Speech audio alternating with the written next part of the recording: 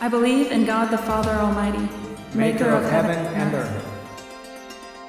I believe in Jesus Christ, His only Son, our Lord, who was conceived by the Holy Spirit and born of the Virgin Mary. He suffered under Pontius Pilate, was crucified, died, and was buried. He descended into hell. The third day he rose again from the dead. He ascended into heaven and is seated at the right hand of God the Father Almighty. From there he will come to judge the living and the dead. I believe in the Holy Spirit, the Holy Catholic Church, the communion of saints, the forgiveness of sins, the resurrection of the body, and the life everlasting. Amen.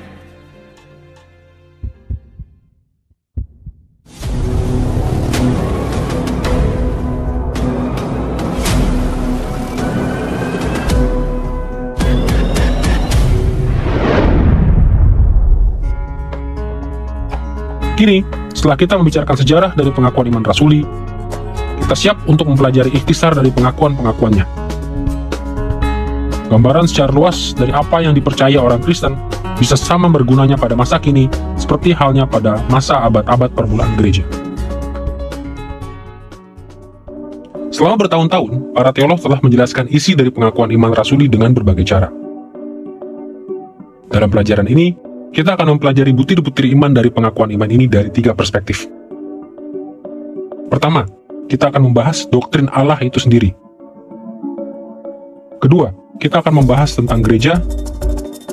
Dan ketiga, kita akan membahas topik tentang keselamatan.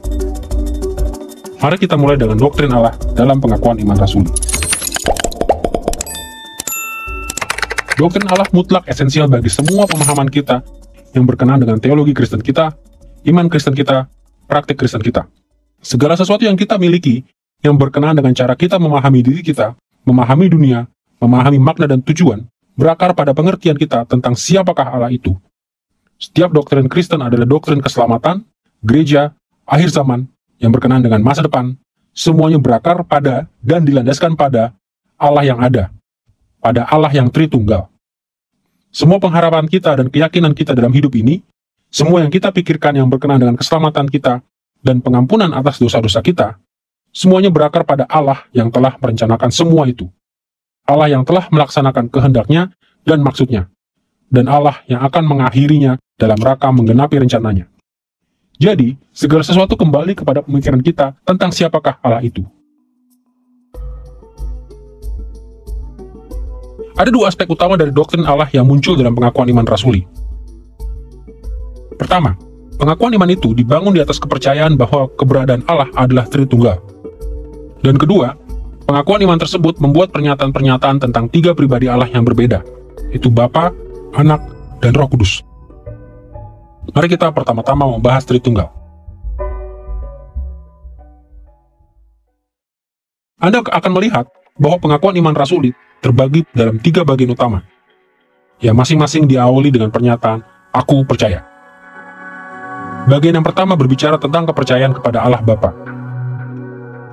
Bagian kedua berbicara tentang kepercayaan kepada Yesus Kristus, Anaknya yang tunggal, Tuhan kita. Dan bagian ketiga merangkumkan kepercayaan kepada Roh Kudus dan mendaftarkan pelayanan-pelayanan aktifnya.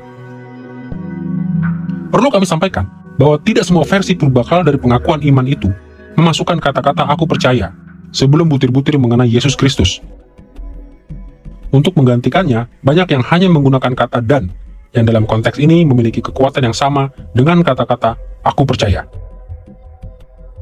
Meskipun begitu, di dalam semuanya, pembagian pengakuan iman tersebut berdasarkan pribadi-pribadi Allah yang telah secara universal diakui oleh gereja. Formula itu bersifat trinitarian. Maksudnya didasarkan pada kepercayaan bahwa hanya ada satu Allah, dan bahwa Allah ini ada dalam 3 pribadi, yaitu pribadi Bapa, Anak, dan Roh Kudus. Ini adalah formula yang sama yang kita temukan dalam nas-nas seperti Matius 28 ayat 19, di mana Yesus memberikan amanat ini kepada muridnya. Karena itu pergilah, jadikanlah semua bangsa muridku, dan baptislah mereka di dalam nama Bapa dan Anak dan Roh Kudus. Di sini, sama seperti dalam pengakuan iman rasuli, disebutkannya 3 nama ini bersama-sama dan dengan istilah yang setara mengimplikasikan bahwa meskipun Bapa, Anak, dan Roh Kudus adalah pribadi-pribadi yang berbeda, hanya ada satu Allah.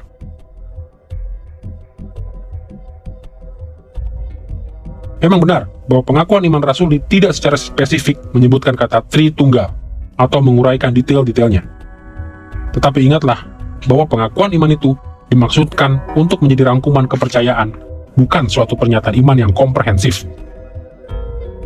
Dan ketika pengakuan iman itu digunakan di dalam liturgi gereja, setiap orang di dalam gereja tahu bahwa menyebutkan ketiga pribadi Allah ini dengan cara ini berarti menyiratkan konsep Tritunggal.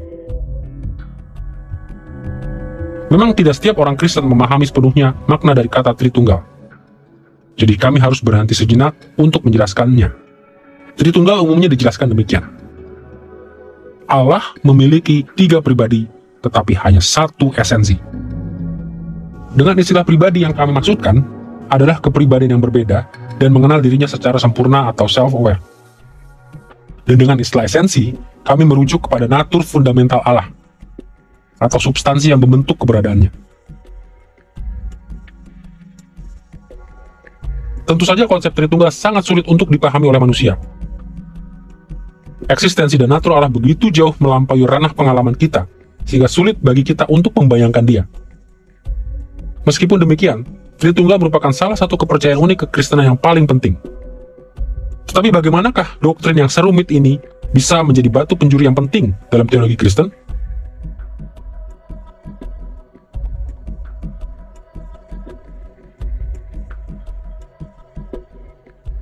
Tritunggal adalah sesuatu yang Anda temukan ketika Anda membaca Alkitab secara holistik. Anda datang dan Anda melihat bahwa Bapa jelas-jelas adalah Allah, dan Anak jelas-jelas adalah Allah, dan Roh Kudus jelas-jelas adalah Allah, di dalam pribadi-pribadi mereka yang berbeda. Karena itu perlu untuk mensintesiskan ajaran kitab suci dengan sesuatu seperti doktrin Tritunggal. Jadi doktrin Tritunggal menjadi suatu batu penjuru dari teologi Kristen. Saya menerimanya terutama karena itu adalah doktrin yang alkitabiah. Nah, kita perlu berhati-hati dalam memahaminya, karena kata Tritunggal tidak ada dalam kitab suci. Tetapi konsepnya ada. Jadi gabungan menyeluruh dari ajaran Alkitabiah, apa yang diajarkan kitab suci tentang siapa Allah, bahwa Dia itu satu, bahwa Bapa adalah Allah, bahwa Anak adalah Allah, dan bahwa Roh adalah Allah. Ketika digabungkan menjadi satu di dalam satu paket lengkap Alkitab, menghasilkan atau membenarkan konklusi bahwa Allah adalah suatu ketritunggalan dari pribadi-pribadi. Jadi ketika kita mengatakan bahwa Allah terdiri dari satu esensi, kita sedang mempertahankan kebenaran Alkitabiah bahwa hanya ada satu Allah. Dan kita sedang berusaha menjelaskan bagaimana tiga pribadi yang terpisah bisa merupakan Allah yang satu. Kita menggunakan istilah esensi untuk merujuk kepada hal yang sama-sama sepenuhnya dimiliki oleh masing-masing dari ketiga pribadi ini. Padahal, atau keberadaan yang secara persis dimiliki oleh Bapa, seperti halnya oleh Anak, dan juga oleh Roh Kudus.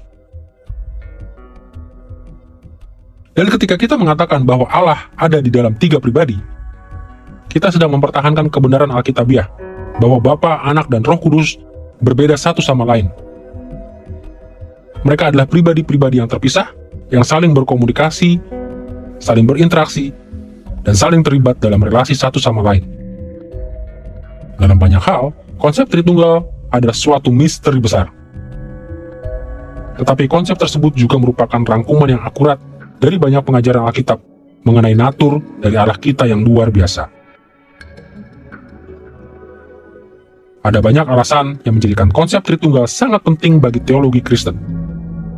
Sebagai contoh, konsep itu membela kepercayaan kita bahwa Yesus adalah Allah, dan bahwa Yesus bukan semata-mata Bapa yang menyamar.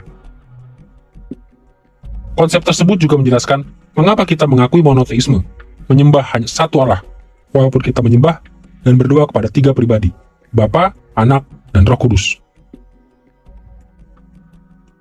Lebih dari itu, konsep tersebut menolong kita untuk memberikan penghormatan yang selayaknya kepada semua pribadi Allah.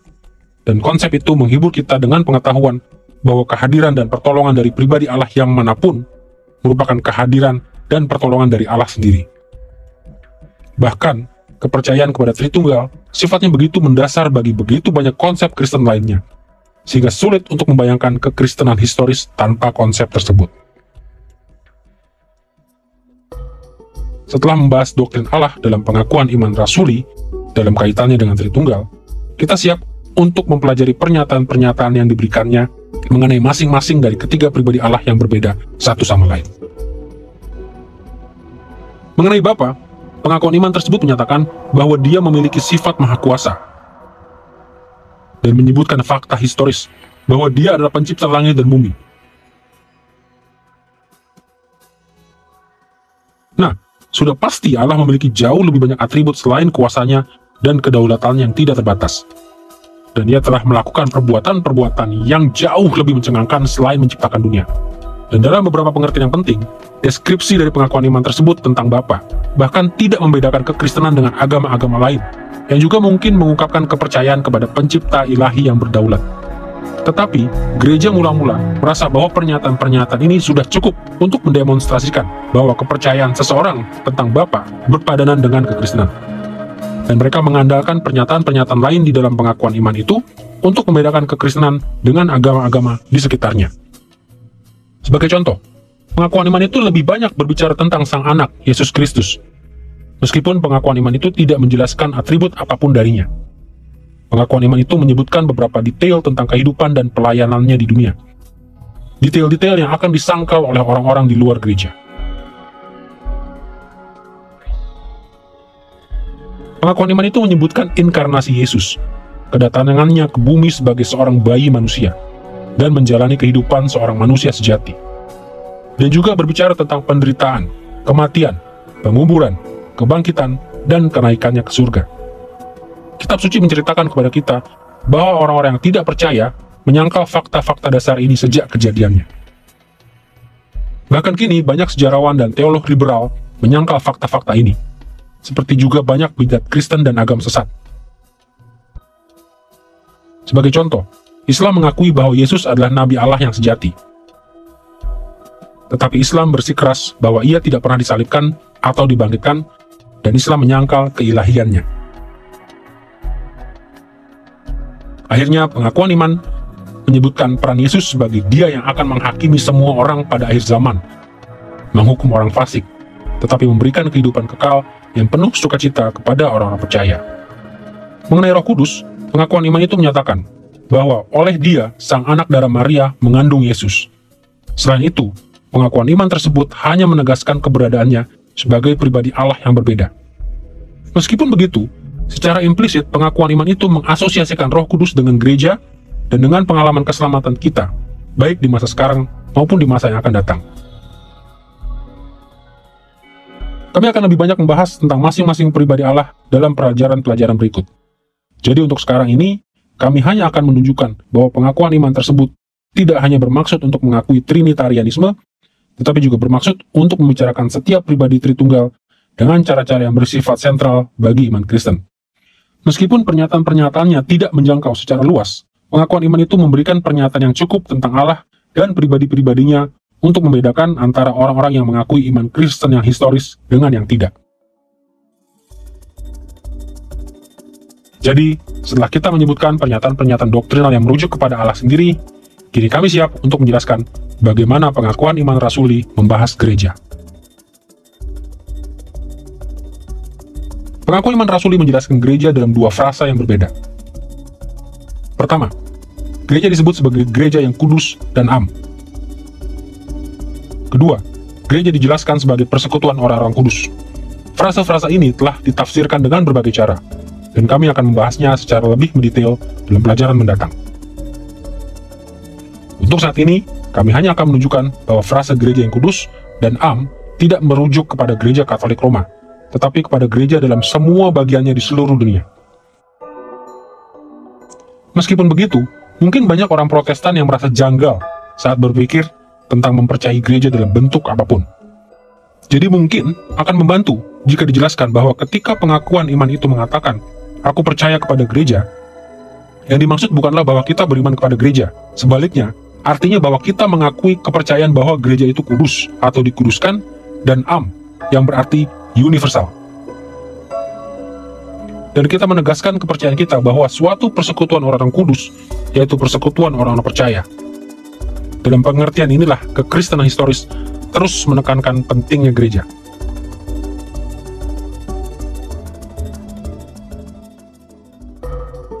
Dalam pelajaran ini, kita hanya akan memfokuskan pada dua aspek gereja yang bersifat sentral bagi butir-butir iman dalam pengakuan iman rasuli.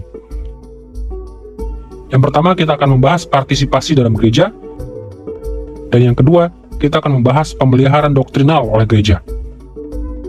Mari kita mulai dengan partisipasi di dalam gereja.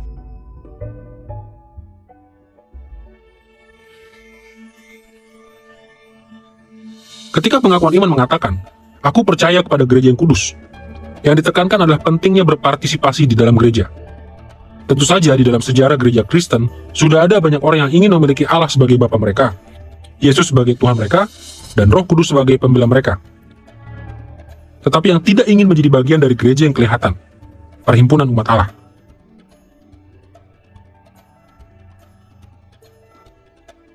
Seperti yang kita baca dalam Ibrani pasal 10 ayat 25. Janganlah kita menjauhkan diri dari pertemuan-pertemuan ibadah kita, seperti yang dibiasakan oleh beberapa orang. Bahkan dalam abad pertama, beberapa orang yang mengaku sebagai orang percaya ingin menghindari perkumpulan gereja sebagai tempat untuk beribadah, mengajar, dan bersekutu. Tetapi kitab suci mengajarkan bahwa gereja itu penting dan sangat dibutuhkan oleh orang-orang Kristen. Tentu saja, mereka yang pertama kali menggunakan pengakuan iman rasuli tidak seperti ini. Sebaliknya, pengakuan iman itu secara khusus digunakan dalam kebaktian-kebaktian gereja. Dan pengakuan itu diakui oleh mereka yang datang ke gereja untuk dibaptis. Mereka datang untuk ditambahkan kepada jumlahnya, untuk dimasukkan dalam perkumpulannya. Inilah teladan yang diajukan untuk kita ikuti. Meskipun begitu, di dalam dunia modern, kita masih menjumpai orang-orang Kristen yang menghindari gereja. Mungkin itu disebabkan karena mereka tidak menyukai agama yang terorganisir. Atau mungkin mereka telah diperlakukan dengan buruk oleh orang-orang Kristen lain. Atau mungkin mereka menganggap cukup untuk membaca buku-buku Kristen, menonton televisi Kristen, dan menggunakan situs-situs jejaring Kristen. Tetapi Alkitab mengajar bahwa orang-orang Kristen untuk membentuk suatu komunitas fisik yang aktual. Dan Alkitab bersikeras bahwa komunitas ini amat sangat penting bagi setiap orang percaya. Komunitas ini tidak dibatasi kepada persekutuan rohani, meskipun memang benar bahwa orang-orang Kristen memiliki persekutuan rohani dengan satu sama lain, melalui Kristus dan Roh-Nya. Sebaliknya, komunitas kita harus menjadi seperti sebuah keluarga atau lingkungan tetangga yang terdiri dari orang-orang yang saling berinteraksi secara langsung.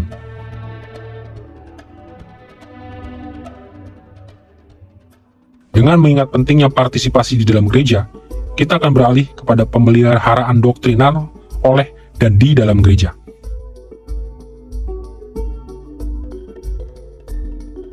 Sejak awal sekali, tindakan mengucapkan, mengakui, dan menghafalkan pengakuan-pengakuan iman dan pengakuan-pengakuan secara rutin di gereja menduduki peran yang sangat-sangat penting, khususnya di dalam masyarakat seperti dunia abad pertama dan abad selanjutnya dalam kekristenan mula-mula, di mana tingkat keaksaraan sangat-sangat rendah. Jadi, sangat sedikit orang yang bisa membaca, dan bahkan di antara mereka yang bisa membaca, sangat sedikit yang akan pernah membaca Alkitab.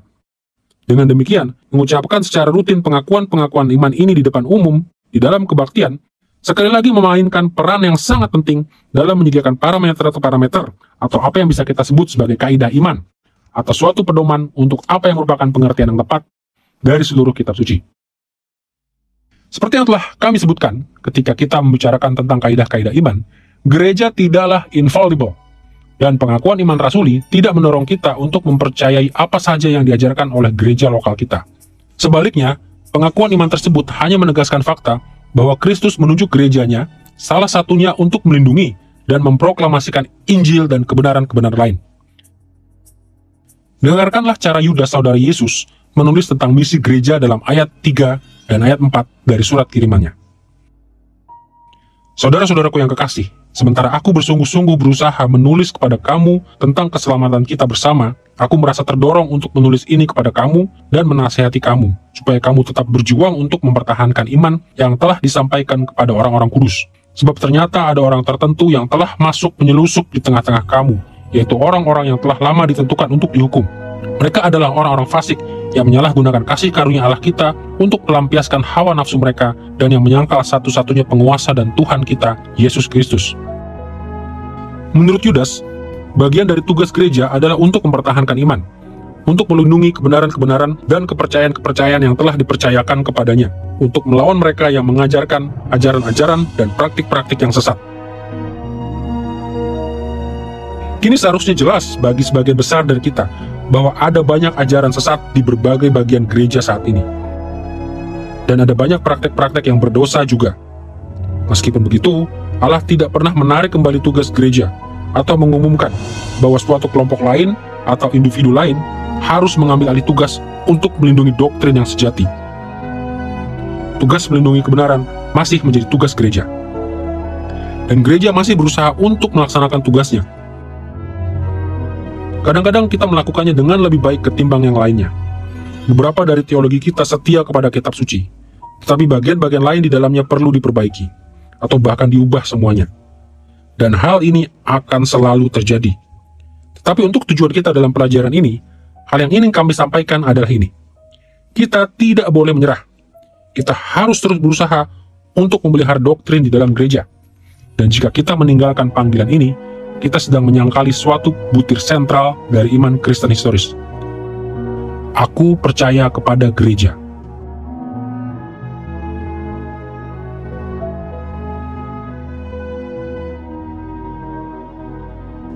Kini setelah kita membahas butir-butir iman yang berkaitan dengan Allah dan gereja, kita siap untuk beralih kepada kategori ketiga kita, pernyataan-pernyataan tentang keselamatan yang disampaikan dalam pengakuan iman rasuli.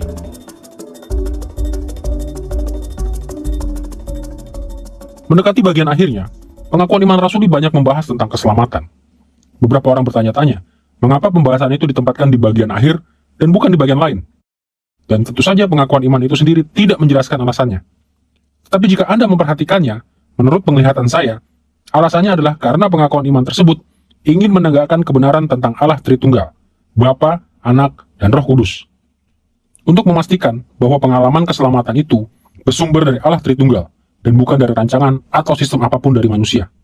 Pengenalan akan siapa Allah Bapa, Allah Anak, dan Allah Roh Kudus itu menuntun kita kepada undangan dan janji bahwa kita bisa diselamatkan jika kita mengakui dosa-dosa kita.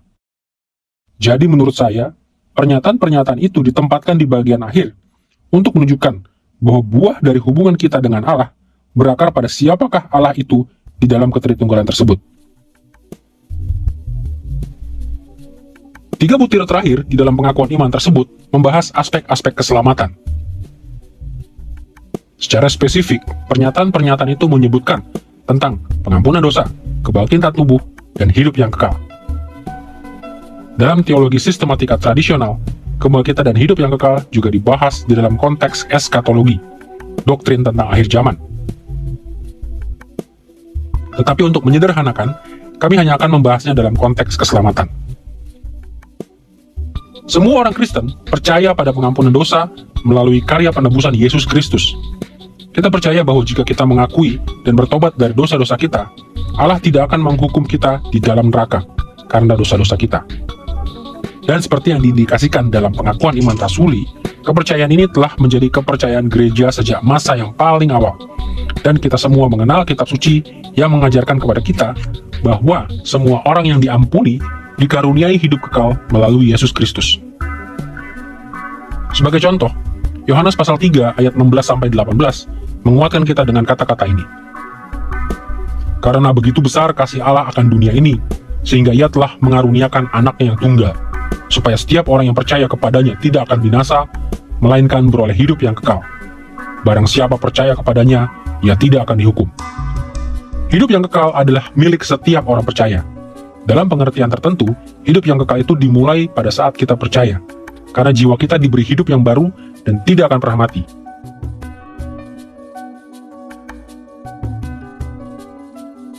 Tetapi natur dari hidup kekal yang ditegaskan di dalam pengakuan iman itu, kadang-kadang membuat orang-orang Kristen modern terkejut.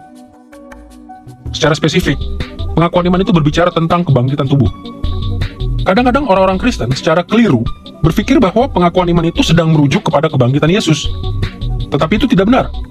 Kebangkitan Yesus disebutkan di dalam bagian sebelumnya dari pengakuan iman itu dengan kata-kata, pada hari yang ketiga, bangkit pula dari antara orang mati. Butir iman ini tidak diulangi. Sebaliknya, Ketika pengakuan iman itu berbicara tentang kebangkitan orang mati, rujukannya adalah kepada ajaran Alkitabiah bahwa semua orang akan dibangkitkan pada hari penghakiman, dan bahwa mereka akan menuju kepada nasib kekal mereka, bukan sebagai roh-roh yang tidak memiliki tubuh, melainkan sebagai makhluk-makhluk jasmani yang memiliki tubuh. Inilah pengajaran yang konsisten dari kitab suci, dan pengajaran ini telah menjadi suatu butir iman di dalam gereja selama ribuan tahun.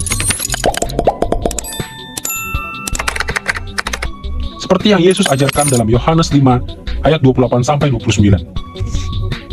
Saatnya akan tiba bahwa semua orang yang di dalam kuburan akan mendengar suaranya, dan mereka yang telah berbuat baik akan keluar dan bangkit untuk hidup yang kekal, tetapi mereka yang telah berbuat jahat akan bangkit untuk dihukum. Pernyataan-pernyataan dari pengakuan iman tersebut mengenai keselamatan diajarkan dengan jelas dalam kitab suci, dan telah selalu dianut oleh gereja-gereja yang Alkitabiah. Meskipun begitu, banyak orang modern yang mengaku sebagai pengikut Kristus menolak ajaran-ajaran dasar yang fundamental ini. Ada sebagian orang yang menyangkal bahwa Allah menuntut pertanggungjawaban kita untuk dosa kita, dan yang bersikeras bahwa pengampunan tidak diperlukan. Ada orang-orang yang tidak percaya di dalam gereja-gereja kita yang mengajarkan bahwa yang ada hanyalah kehidupan yang sekarang ini, dan bahwa apapun yang disebut hidup kekal yang kita miliki terbatas pada masa hidup kita di bumi, di dalam tubuh jasmani kita. Dan ada banyak orang yang secara keliru mempercayai bahwa kita akan menjalani kekekalan sebagai roh-roh yang tidak bertubuh di dalam surga. Karena alasan-alasan seperti inilah, butir-butir iman dalam pengakuan iman rasuli itu sama pentingnya dan sama relevannya bagi gereja masa kini, seperti juga pada abad-abad permulaan. Sebagai kesimpulan, pengakuan iman rasuli berfokus pada doktrin-doktrin yang berkaitan dengan Allah, gereja, dan keselamatan. Di dalam pelajaran-pelajaran lainnya di dalam seri ini, kita akan mempelajari masing-masing konsep ini secara jauh lebih mendalam. Tapi untuk saat ini, kami hanya ingin memastikan bahwa kita memahami gambaran besarnya, bahwa sekelumit doktrin ini begitu sentral dan fundamental, sehingga doktrin-doktrin ini telah secara efektif menentukan garis-garis batas kekristenan selama beratus-ratus tahun.